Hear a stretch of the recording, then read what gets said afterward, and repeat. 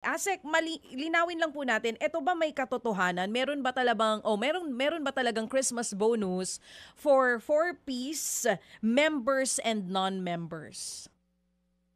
DJ Chacha and Manong Ted, una-una tayo nagpapasalamat sa inyong programa at binigyan daan niyo po ang DSWD para po maitama natin itong impormasyon na ito. Sapagkat sa programa po na Pantawid Pamilyang Pilipino program, hindi po tayo nagbibigay ng Christmas bonus. Tandaan po natin, ang conditional cash grant ay ibinabahagi natin upon compliance to specific conditions of the program. So wala pong katotohanan yung pong lumalabas na meron pong karagdagan na halaga na matatanggap ang ating mga four-piece beneficiaries. Gayon din po yung mga non-four-piece beneficiaries.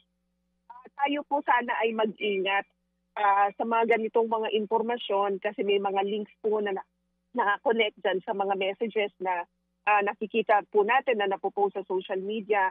And those links could lead to sites na maaari pong kumuha ng mga sensitibo at personal na impormasyon mula po sa inyo. Again, inuulit po natin, ang DSWD hindi po humihingi ng mga impormasyon mula sa inyo at hindi rin po magpapahatid ng impormasyon hinggil sa mga iba't ibang mga serbisyo sa social media.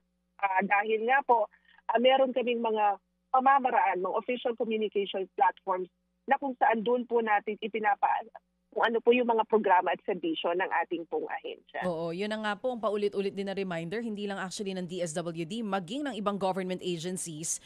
Kasi ang dami din pong mga scams ngayon involving government, other government agencies, not just DSWD. Pero pagka po may mga ganito na obviously sa iba alam naman na agad na panloloko, pero meron pa rin talagang mga nabubudol yung ganitong klase ng mga post.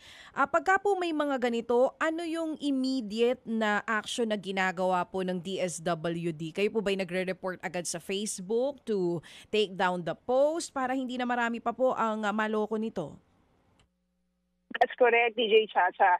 Immediately, ang DSWD ay nakikipag-coordinate sa Meta and gayon din po sa mga law enforcement agencies para po matrack itong mga sites na ito, ma-take down, and of course, magkaroon ng investigasyon para po hindi na po pamarisan o hindi na po maulit yung mga ganitong mga pamamaraan ng pangloloko sa ating pong mga kababayan. Kami po sa DSWD, meron po kaming isinusulong yung tamang tulong sa tamang impormasyon.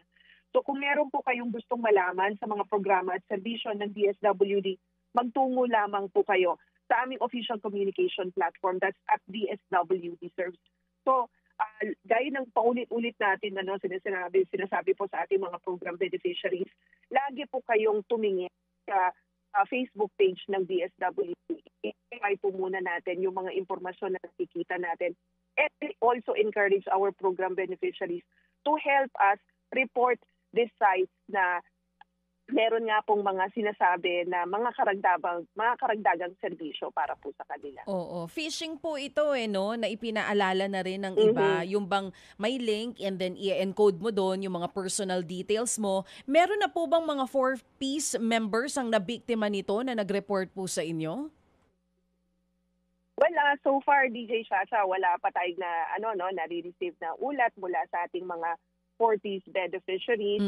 I think nakatulong talaga yung isinasagawa natin na 3TI o yung tamang tulong sa tamang informasyon campaign na kung saan talaga kami umiikot sa mga iba't ibang lugar sa ating bansa, nagpa-participate sa mga family development sessions. And this is one of the information that we cascade sa aming pong mga program beneficiaries. Oo.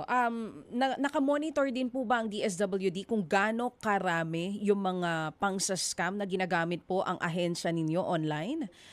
At meron na po ba kayong ugnayan sa NBI Cybercrime Division maging sa DICT? Kung ano pong plano nila dito sa mga pang-scam na ito?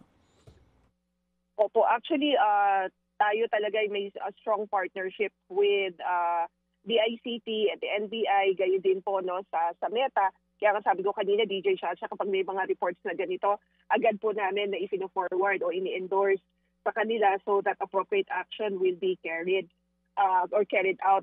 And then apart from that, naglalabas din kami sa aming Facebook page, sa aming social media platforms, nung mga links o nung mga pages na yan para sabihin na hindi po ito pagmamayari ng DSWD or walang katotohanan. Dinidebunk po namin lahat ng mga ganitong mga sites para malaman nga rin po ng ating pong mga beneficiaries at ng ating mga clients na wala pong katotohanan yung mga linalabas sa mga sites na yan. And gayon din po, sabi ko nga, rini-report po namin sa ating mga law enforcement agency partners nang sa gayon maiimbestigahan agad and ma-take down nga po yung mga sites na yan. Oo, na-take down na nga po ba itong site na ito kung saan kumalat noong una, itong pamimigay ng 5,000 pisong bonus sa mga 4-piece members?